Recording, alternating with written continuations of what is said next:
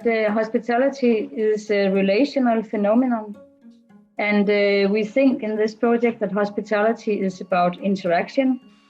How do we see each other in the classroom? How do we include the students? How can we be included as teachers?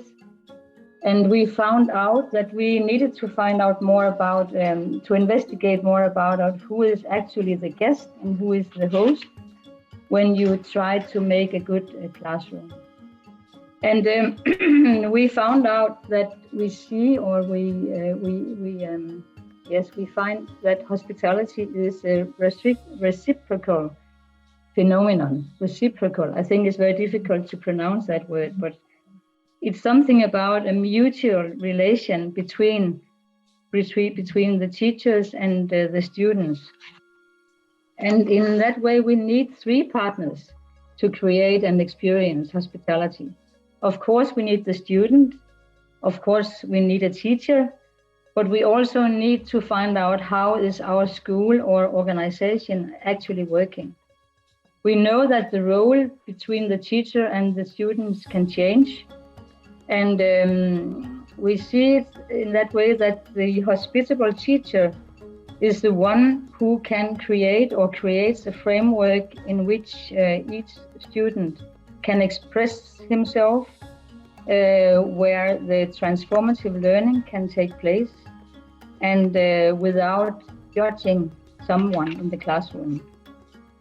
We think that this relationship, hospitality as a relational phenomenon, needs to open up for the possibility for the teacher to show his own or her own vulnerability, so that the teacher can balance the balance of power in the relationship with the student.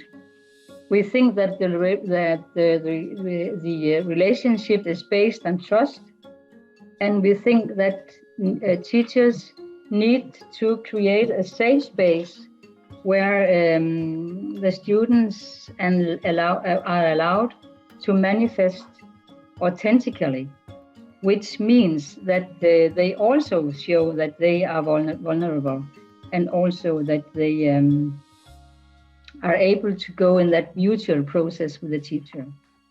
We found out that that if you want to make a safe space where you can manifest authentically, then art can actually help in that process.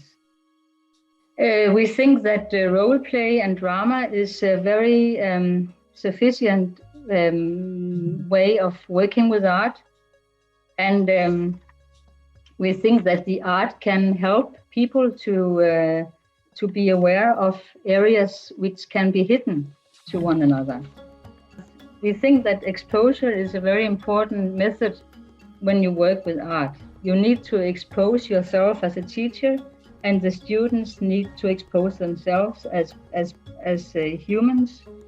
And if you are able to make that safe space in the classroom, then we think that the students' identity and empathy can be developed.